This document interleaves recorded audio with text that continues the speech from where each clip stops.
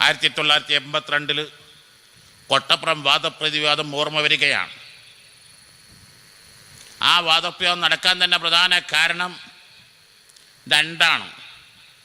ഒന്ന്, മഹാനായ മർഹൂം ഇ കെ ഹസൻ മുസ്ലിയാർ അതുവരെ വാദപ്രതിവാദ വേദികളിലെല്ലാം തിളങ്ങിയിരുന്ന സുന്നത്തെ ജമാഅത്തിന്റെ താരമായിരുന്ന മർഹൂം ഇ കെ ഹസൻ മുസ്ലിയാർ ഖദ്ദസല്ലാഹു സിറഹുൽ അസീസ് വഫാത്തായി. അന്ന് മഹാനായ സുൽത്താൻ കാന്തപുരം ഉസ്താദ് രംഗത്തേക്ക് വരുന്നതേ ഉള്ളൂ. അപ്പോൾ ഞങ്ങൾ വിഴുങ്ങാന്ന് കരുതിയിട്ട് വാദപ്രതിവാദങ്ങളോട് ഇത്രയാണ് ക്ഷയിച്ചു വെച്ചതെന്ന ഒന്ന്. മറ്റൊരു നല്ലൊരു മാസ്റ്റർ പീസ് ക്വസ്റ്റ്യൻ കിട്ടണം എനിക്ക്. കന്യാമറിയമേ അനുഗ്രഹിക്കണേന്ന് പറ്റൂലെന്നാ രണ്ട് മുറിവുകളുള്ള പറയാ. ഒന്ന്, പറ്റുന്ന്. അങ്ങനെ പറഞ്ഞാലോ സുന്നികളും ക്രിസ്ത്യാനികളും എന്ത് ബന്ധാണ്, എന്ത് വ്യത്യാസമുള്ളത്? ഒന്നായില്ലേ. പറ്റൂലെന്ന് വന്നാലോ ഇസ്തിഹാസ പറ്റൂലെന്നും വന്നില്ലേ. പിന്നെന്താ കൗസല നിങ്ങൾ വിളിക്കണം, മറിയം ബീവിനെ വിളിക്കാൻ പറ്റാതെ? മാഷാ അല്ലാഹ്, ഈ ചോദ്യം ചോദിച്ചപ്പോൾ സുൽത്താൻ കാന്തപുരം ഉസ്താദ് വളരെ തന്ത്രപൂർവ്വം വിഷയം കൈകാര്യം ചെയ്തു. മറിയം ബീവി വിളിച്ചാൽ ശിർക്ക്, കൗസല നിങ്ങൾ വിളിച്ചാൽ സുന്നത്ത്, കന്യാമറിയമെ അനുഗ്രഹിക്കണമെന്ന് വിളിച്ചാൽ ഇസ്ലാമിൽ നിന്ന് പുറത്ത്. യാ കൗസു യാ മുഹിദ്ദീൻ അബ്ദുൽ ഖാദിർ ജീലാനി എന്ന് വിളിച്ചാൽ ഇസ്ലാം, സുന്നത്ത്. ഇതെന്തു ന്യായീകരണമാണ്? ചോദ്യം എങ്ങനെയാണ്? മറിയം ബീവി വിളിക്കുന്നതിന് പാടില്ല. കൗസൽ തങ്ങളെ വിളിക്കും. മറിയം ബീവി ആണോ വലുത്, കൗസൽ തങ്ങളാണോ വലുത്? ഖുർആനിൽ അല്ലാഹു തആല പ്രത്യേകം പേരെടുത്ത് പറഞ്ഞ മഹൽ വനിതയല്ലേ മറിയം റളിയല്ലാഹു അൻഹ. മാത്രല്ല, മറിയം റളിയല്ലാഹു അൻഹയുടെ പേരിൽ ഒരു സൂറത്ത് ഖുർആനിലില്ലേ, സയ്യിദു നിസാഇ അഹ്ലിൽ ജന്ന, അനന്തകോടി സ്ത്രീകളിൽ ഏറ്റവും വലിയ നേതൃത്വം 4 പേരാണ്. ഒന്ന് മറിയം റളിയല്ലാഹു അൻഹ, മറ്റൊന്ന് ഖദീജ റളിയല്ലാഹു അൻഹ, ആസിയ റളിയല്ലാഹു അൻഹ, ഫാത്തിമ റളിയല്ലാഹു അൻഹ. ഓലെ വിളിക്കാൻ പറ്റൂല. വേറെ സംശയം, വമൻ യുനാദിസ്മി അൽഫം ബി ഖൽവതിഹി അസ്മം ബി ഹിമ്മതിഹി. കുത്തുബിയത്തിൽ പറഞ്ഞത് കൗസല തങ്ങളെ 1000 വട്ടം വിളിക്കണം, ലൈറ്റ് ഓഫാക്കണം, എന്നെങ്കിലേ ഉത്തരം ചെയ്യൂ എന്നാണ്. നാം മൊഹിദ്ദിമാലെ പറയുന്നു, വല്ല നീലത്തിനും എന്നെ വിളിപ്പോർക്ക് വായ്കൂടാ സ്ഥിരം ചെയ്യും ഞാനൊന്നോവർ. ഒരു വട്ടം വിളി പൂർത്തിയാകണ്ട, അപ്പോഴേക്ക് ഉത്തരം ചെയ്യുന്നു മൊഹിദ്ദിമാലെ പറയാ. കുത്തുബിയത്തിലോ ഏറ്റവും ചുരുങ്ങിയത് 1000 വട്ടം വിളിക്കണമെങ്കിൽ.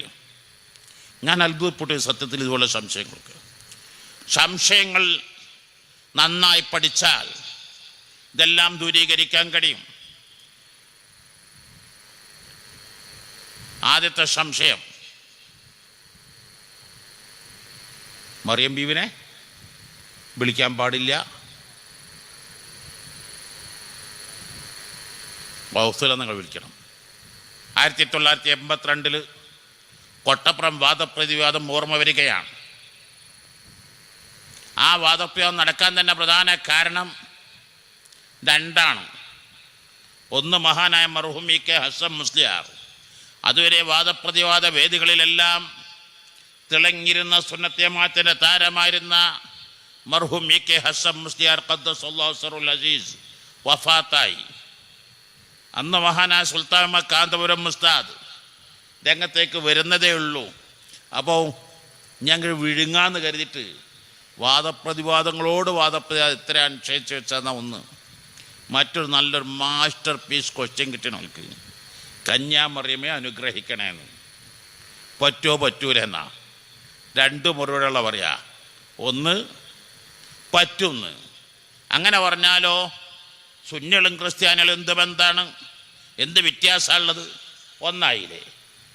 പറ്റൂലെന്ന് വന്നാലോ ഇസ്തിഹാസ പറ്റൂലെന്നും വന്നില്ലേ. പിന്നെന്താ കൗസല നിങ്ങൾ വിളിക്കണം, മറിയം ബീവി വിളിക്കാൻ പറ്റാതെ? മാഷാ അല്ലാ, ഈ ചോദ്യം ചോദിച്ചപ്പോൾ കന്യാമറിയമെ അനുഗ്രഹിക്കണമേ എന്ന് പറയാൻ പറ്റുമോ? സുൽത്താൻ മക്കാന്തപുരം ഉസ്താദ് വളരെ തന്ത്രപൂർവ്വം വിഷയം കൈകാര്യം ചെയ്തു. വല്ലാഹി തുമ്മ വല്ലാഹി തുമ്മ വല്ലാഹി, അങ്ങനൊരു പേര് ഇസ്ലാമിലില്ല. അതായത് കൊണ്ട് തെളിയിക്കണം, ഹദീസ് കൊണ്ട് തെളിയിക്കണം, ഖിയാസ് കൊണ്ട് തെളിയിക്കണം, ഇജ്മാ കൊണ്ട് തെളിയിക്കണം. അങ്ങനെ പേരെ പറയാൻ പാടില്ല. മറിച്ച് യാ വലിയത്തല്ലാഹി മറിയം റളിയല്ലാഹു അൻഹാ അഖിസ്നി എന്ന് പറയും പോലെ, യാ ഖൗസു യാ മുഹ്യദ്ദീൻ എന്ന് പറയുന്ന പോലെ മറിയം റളിയല്ലാഹു അൻഹാ അല്ലാഹുവിൻ്റെ വലിയത്താണ്, വലിയാത്തുകൾ എന്നുള്ള വലിയത്താണ് എന്ന ചിന്തയോടുകൂടെ വിളിച്ചാൽ കുഴപ്പമില്ല. ഒന്നും പറയാൻ കഴിഞ്ഞില്ല. ഓ, മറിയം ബീവി വിളിക്കാൻ പാടില്ല എന്നാരും പറഞ്ഞിട്ടില്ല. വിളിക്കേണ്ട. ഗൗസുൽ നിങ്ങൾ എങ്ങനെയാണ് വിളിക്കുന്നത്? ഗൗസുൽ നിങ്ങൾ ഇലാഹാണെന്ന് കരുതി വിളിച്ചാൽ ആ നിമിഷം ഇസ്ലാമിൽ നിന്ന് പുറത്തു പോകും. ആർക്കും രണ്ടഭിപ്രായമില്ല. മറിച്ച് ഗൗസുൽ തങ്ങൾ അള്ളാഹുവിൻ്റെ വലിയാണ്, അള്ളാഹു ധാരാളം സ്നേഹിച്ചവരാണ്, അള്ളാഹുവിനെ സ്നേഹിച്ചവരാണ്, അള്ളാഹു പറഞ്ഞത് മാത്രമേ ചെയ്തിട്ടുള്ളൂ എന്ന നിയ്യത്തോടുകൂടെയാണ് വിളിക്കുന്നതെങ്കിൽ കുഴപ്പമില്ല എന്നേ പറഞ്ഞിട്ടുള്ളൂ. പിന്നെ 1000 വട്ടം വിളിക്കണമെന്ന് കുത്തുബിയത്തിൽ പറഞ്ഞു. മുഹിദിമാലോ വായികൂടാ, വല്ല നീലത്തിനും എന്നെ വിളിപ്പോർക്ക് വായികൂടാ ഉത്തരം ചെയ്യും ഞാൻ എന്നോവർ. വൈരുദ്ധ്യം വൈവിധ്യം രണ്ടുണ്ട്. ഇവിടെ ഇന്ന് ഈ വിനിതൻ വരാൻ കാരണം നേരത്തെ പറഞ്ഞില്ലേ, തിങ്കളാഴ്ച ഒരു ദർസ് ഒഴിവാക്കാറില്ല, ഒരു പരിപാടി ഏൽക്കാറില്ല. മഅദിൽ ബഹുജന ദർസ് നടക്കുന്നതാണ്. അതിന് വളരെ പ്രാധാന്യം കൊടുക്കുന്നതാണ്. പക്ഷെ ഇന്ന് വന്നു എന്തേ? അത് ഈ പ്രദേശവും പ്രദേശത്തുകാരും പ്രത്യേകിച്ച് നമ്മുടെ ഹാരിസ് വെറൈറ്റി ഹാപ്പി വെറൈറ്റി വളരെ അഭേദ്യമായ ഒരു ബന്ധം, ജുനൈദ്, ഷെയ്ഖ് മനാസിർ, അവരെല്ലാം ഖൈറു ബർക്കത്ത് നൽകണേ അല്ലാ. വീട്ടിൽ വന്നു. ഡേറ്റ് 21-ാം തീയതി എഴുതി. അന്ന് സമയം നോക്കിയില്ല. അതെല്ലാവരുടെയും അവസ്ഥയാണ്. നിങ്ങൾ ഇവിടുത്തെ മന്ത്രിയെ ഒരു ബന്ധവുമില്ല, നിങ്ങൾ ആ പാർട്ടിക്കാരനല്ല, നിങ്ങൾക്ക് ആ പാർട്ടിയോട് യാതൊരു ബന്ധവുമില്ല. നിങ്ങൾ പെട്ടെന്നൊരു സുപ്രഭാതത്തിൽ മന്ത്രിയെ ചെന്നങ്ങ് വിളിച്ചാൽ നിങ്ങൾക്ക് മന്ത്രിയെ കിട്ടുമോ? മന്ത്രി ശമ്പളം വാങ്ങുന്നത് നിങ്ങൾ കൊടുത്ത ടാക്സ് അല്ലേ? മന്ത്രി യാത്ര ചെയ്യുന്ന കാറ് നിങ്ങൾ കൊടുത്ത ടാക്സ് കൊണ്ടല്ലേ? മന്ത്രി കഴിക്കുന്ന ഭക്ഷണം എല്ലാം സത്യപ്രതിജ്ഞയിൽ എനിക്കെല്ലാവരും ഒരുപോലെയാണെന്നെല്ലാം പറഞ്ഞു. അതേ സ്ഥാനത്ത് പണ്ട് കാലത്തെ മന്ത്രിയെ കുട്ടിക്കാലങ്ങളിലെ വളർത്തിയ, മന്ത്രിയെ കുട്ടിക്കാലങ്ങളിലെ കൂടെ നിന്ന് സഹായിച്ച ഏതോ ഒരു പച്ചപ്പാവം നിരന്തരം മന്ത്രിയായിട്ട് ബന്ധമുണ്ട്. ആ ഫോണിന്ന് മന്ത്രിക്ക് ഫോൺ ചെയ്ത് നോക്കട്ടെ, മന്ത്രി അപ്പ ഫോൺ എടുക്കും. അദ്ദേഹം വിളിച്ചാൽ പെട്ടെന്ന് മന്ത്രി പോകും. അദ്ദേഹം പറഞ്ഞ കാര്യം മന്ത്രി പെട്ടെന്ന് സാധിപ്പിച്ചു കൊടുക്കും. അതാണ് അഷ്റഫുൽ ഖൽഖ് സ്വല്ലല്ലാഹു അലൈഹി വസല്ലം പഠിപ്പിക്കുന്നത്. മൻ സർറഹു അൻ യസ്തജീബ അല്ലാഹു ലഹു ഇൻദ ശദായിദി വൽ ഖുറബ് ഫൽയുക്സിരി ദുആ ഫിർറാഖാ. ആപൽഘട്ടങ്ങളിൽ, പ്രയാസഘട്ടങ്ങളിൽ ദുആക്ക് ഇജാബത്ത് ആഗ്രഹിക്കുന്നുവെങ്കിൽ ആപൽഘട്ടങ്ങൾ ദുആ ചെയ്യൂ എന്നല്ല പറഞ്ഞത്. മറിച്ച് നിങ്ങളുടെ യുവത്വത്തിൽ, നിങ്ങളുടെ ഐശ്വര്യത്തിൽ, നിങ്ങളുടെ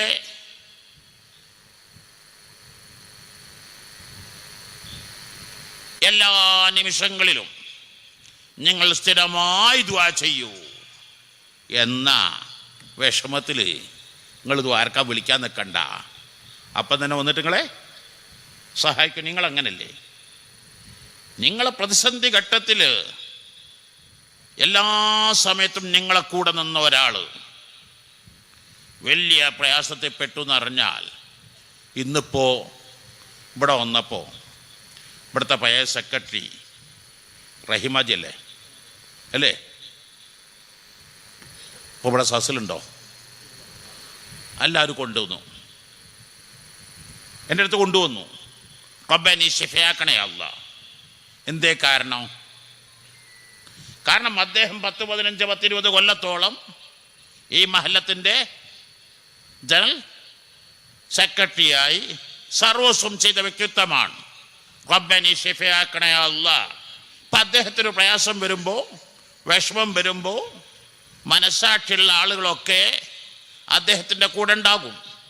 അദ്ദേഹത്തെ ഇവിടുത്തെ പ്രസിഡൻറ്റും ഇവിടുത്തെ സെക്രട്ടറിയും ഹാരിസും എല്ലാം കൂടിയാണ് വന്നത്. പെട്ടെന്ന് വന്ന് വാതിൽ മുട്ടി പെട്ടെന്ന് അദ്ദേഹവുമായി സംസാരിച്ചു. അദ്ദേഹത്തിന് ദുആ ചെയ്ത് കൊടുത്തു വിട്ടു. ഇത് നമ്മൾ മനസ്സിലാക്കണം.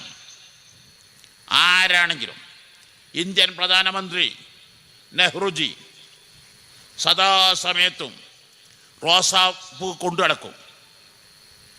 എന്തിനാ നെഹ്റുജി റോസാപ്പൂ കൊണ്ടു നടന്നത്? പഠിച്ചിട്ടുണ്ടോ? പ്രഥമ പ്രധാനമന്ത്രി നെഹ്റുജിയെ കാണാൻ ധാരാളം ആളുകൾ ലോകത്തിൻ്റെ പല ഭാഗങ്ങളും വരാറുണ്ട്. വലിയ വലിയ ഗിഫ്റ്റുമായിട്ട് വരാറുണ്ട്. എന്നാൽ വളരെ പാവപ്പെട്ടൊരു ഗ്രാമീണ വനിത, ആ വനിതക്കൊന്നും കൊടുക്കാൻ കഴിയില്ല, കൈവശമൊന്നുമില്ല, വീട്ടിൽ വെറും ഒരു റോസാപ്പൂ മാത്രമാണ്. അതുമായിട്ട് വരും. സെക്യൂരിറ്റി ആണെങ്കിലോ സമ്മതിക്കൂല. നിങ്ങൾക്ക് കാണിച്ച ഒരാൾ ഇന്ത്യൻ പ്രധാനമന്ത്രി കുറേ കാലങ്ങൾ തുടർന്നു. ഒരു പ്രാവശ്യം ആ റോസാപ്പൂവുമായി വന്ന ഗ്രാമീണ വനിത സമ്മതിക്കാതിരുന്നപ്പോൾ ആ വനിത പൊട്ടിത്തെറിച്ചു, വികാര വനിതയായി ബഹളം വെച്ചു, സെക്യൂരിറ്റിയുമായി വാഗ്വാദങ്ങളായി. ഇത് ഇന്ത്യൻ പ്രധാനമന്ത്രി നെഹ്റുജി കേട്ടു. എന്തേ വന്നോക്കിയപ്പോൾ സംഭവം ഇതാണ്. അത് ഇന്ത്യൻ പ്രധാനമന്ത്രി ജവഹർലാൽ നെഹ്റുജിയെ മനസ്സുവല്ലാതെ പിടിച്ചു കുലുക്കി. വളരെ പാവപ്പെട്ടൊരു വനിത, തരാനൊന്നുമില്ലാത്ത വനിത, ആത്മാർത്ഥമായി സ്നേഹിക്കുന്ന സഹോദരി എല്ലാ ദിവസവും വീട്ടിലുള്ള ഒരു റോസാപ്പൂ കൊണ്ടുവരാറുണ്ടെന്നറിഞ്ഞപ്പോൾ ആ ഇന്ത്യൻ പ്രധാനമന്ത്രി ജവഹർലാൽ നെഹ്റു തീരുമാനമെടുത്തു, ആ ഓർമ്മയ്ക്ക് വേണ്ടി എല്ലാ ദിവസവും ആ റോസാപ്പൂ കൊണ്ട് നടക്കുക എന്നത്. അപ്പം നമുക്ക് സഹീഹുൽ ബുഖാരിയിൽ കാണാം, സഹീഹ് മുസ്ലിമിൽ കാണാം, അല്ലാഹു തആലക്ക് ഏറ്റവും ഇഷ്ടപ്പെട്ടത് എപ്പോഴെങ്കിലും ചെയ്യുന്നൊരു സൽക്രമമല്ല, സ്ഥിരമായി ചെയ്യുന്ന സൽക്രമമാണ്. അത് നിഷേധിക്കാൻ ലോകത്തൊരു ബുദ്ധിക്കും കഴിയില്ല. ഇവിടെ പുഴ ഉണ്ടോ? പരിസരത്ത് പുഴയില്ലേ? ഏത് പുഴ? പമ്പയാർ പുഴ. ആ പുഴയുടെ ഓരത്ത് ഒരു തെങ്ങ്, ഒരു കർഷകൻ എല്ലാ ദിവസവും ഒരു ബക്കറ്റ് വെള്ളം പോയെന്ന് മുക്കിയിട്ടിങ്ങനെ രാവിലെ വൈകുന്നേരം ഒഴിക്കുന്നു. വേറെ കർഷകൻ ഒരു ദിവസം വന്നിട്ട് പുഴ വെള്ളം എല്ലാം കൂടി ഒരു 10-50 മോട്ടർ കൊണ്ടുവന്നിട്ട് തെങ്ങിനൊഴിക്കുന്നു. ഏത് തെങ്ങ കായ്ക്കുക? ഒറ്റ ദിവസമാണ് ഒരു കർഷകൻ ഒഴിച്ചത്. ഉള്ള വെള്ളം എല്ലാം കൂടി പോയാൽ തെങ്ങിൻ്റെ പുറത്ത് ഒഴിച്ചിരിക്കുകയാണ്. വേറെ കർഷകനോ എല്ലാ ദിവസവും രാവിലെയും വൈകുന്നേരവും ഓരോ ബക്കറ്റ് വെള്ളം, കൂടുതലൊന്നും ഉണ്ടാവില്ല. പോയെന്നൊരു ബക്കറ്റ് എടുക്കും, മുക്കി വയ്ക്കും, ഒരു വക്ക വൈകുന്നേരം വന്ന് ബക്കറ്റ് വയ്ക്കും. ഏത് തെങ്ങ കായ്ക്കുക? ഏതാ കായ്ക്കുക? എല്ലാ ഓരോ ബക്കറ്റ് വെള്ളം മറയട്ടെ. അതാണ് അഹബ്ബുൽ അഅ്മാലി ഇലല്ലാഹി അദ്വമുഹാ. എന്തെങ്കിലും ഒരു വിഷമം ഉണ്ടാകുമ്പോൾ അന്നൊരു സിയാറത്ത്, അന്നൊരു കുത്തുബിയത്ത്, അന്ന് കുത്തുബിയത്തോടൊരു കുത്തുബിയത്ത്, അന്ന് റാത്തീബോടെ റാത്തീബ്. ഇതല്ല അല്ലാഹു തആലക്ക് ഇഷ്ടം. എല്ലാ ദിവസവും തെങ്ങിന് ഓരോ ബക്കറ്റ് വെള്ളമൊടിക്കുന്ന പോലെ നിങ്ങളെല്ലാ ദിവസവും സിയാറത്ത് പതിവാക്കുന്നു, നിങ്ങളെല്ലാ ദിവസവും ദിക്ർ സ്വലാത്ത് ചൊല്ലുന്നു, തീർച്ചയായും നിങ്ങൾ വിഷമിക്കുന്നിടത്ത് അല്ലാഹുവിൻ്റെ മുമ്പിൽ പെട്ടെന്ന് ഇജാബത്ത് ലഭിക്കുക തന്നെ ചെയ്യും. ഈ വിനിതൻ വലിയൊരു ബാഖിയാത്തു സ്വാലിഹാത്ത് അറബി കോളേജിൽ പഠിക്കുന്ന സമയത്ത് വലിയൊരു ബാഖിയാത്തു സ്വാലിഹത്തിലേക്ക് പോകാൻ തന്നെ കാരണം ആ കോളേജ് പടുത്തുയർത്തിയ സ്ഥാപിച്ച വലിയ മഹാനായ ധാരാളം കറാമാത്തുകളുടെ ഉടമയായ ശംസുൽ ഉലമ എന്ന് ഇന്ത്യൻ ഗവൺമെന്റ്, ബ്രിട്ടീഷ് ഗവൺമെന്റ് ഔദ്യോഗിക ബഹുമതികളോടെ വിളിച്ച പേരാണ് ശംസുൽ ഉലമ ഷാഹ് അബ്ദുൽ വഹാബ് അൽ ഖാദിരി ഖദ്ദസല്ലാഹു സിർറുൽ അസീസ് വനഫഅനാ ബിഉലൂമിഹി വഅസ്റാരി ഫിദ്ദാറൈൻ. മഹാനവറുകളെ സിയാറത്ത് ചെയ്യണമെന്ന് കരുതിയാണ് ബാക്കിയാത്തിൽ 5 വക്ത് നിസ്കാരത്തിൻ്റെ ശേഷവും മഹാനവറുടെ മസാറിൽ ചെല്ലും, ഫാത്തിഹ ഓതി ദുആ ചെയ്യും, സുബഹിക്ക് ശേഷം യാസീൻ ഓതും, ഇശാക്ക് ശേഷം യാസീൻ ഓതും. എല്ലാ വ്യാഴാഴ്ചയും അബ്ദുൽ ജബ്ബാർ ഹസ്രത്തിൻ്റെ മക്കാമിൽ പോകും. എല്ലാ വെള്ളിയാഴ്ചയും 4-5 കിലോമീറ്റർ നടന്ന് ഷെയ്ഖ് ആദം ഹസ്രത്ത് റളിയല്ലാഹു അൻഹു മക്കാമിൽ ചെല്ലും. അങ്ങനെ സിയാറത്തുകൾ ധാരാളം. ഇന്ന് കാണുന്ന എന്തെല്ലാം മഅ്ദിനെന്ന് പറയുന്ന ആ മഹത്തായ സ്ഥാപനം 1997 ജൂൺ 6 തുടങ്ങുമ്പോൾ 1 സെന്റ് ഭൂമി പോലും സ്വന്തമായിട്ടില്ല, 1 ഇഞ്ച് പോലും സ്വന്തമായിട്ടില്ല, 1 രൂപ പോലും ബാങ്ക് ബാലൻസ് ഇല്ല. ഇന്ന് 250 ഏക്കർ ഭൂമിയാണ്. അള്ളാഹുവിൻ്റെ തൗഫീഖോടുകൂടെ 28,000 വിദ്യാർത്ഥികളാണ്, 48 സ്ഥാപനങ്ങളാണ്. ഈ വർഷം മുത്തഅല്ലിമീങ്ങൾ കണ്ണിന് കാഴ്ചയില്ലാത്തവർ മാത്രം 10 പേരാണ് JRF നെറ്റ് ക്വാളിഫൈഡ് ആകുന്നത്. നിങ്ങൾ ആലോചിക്കുക, എത്ര പേർക്ക് JRF കിട്ടാറുണ്ട്?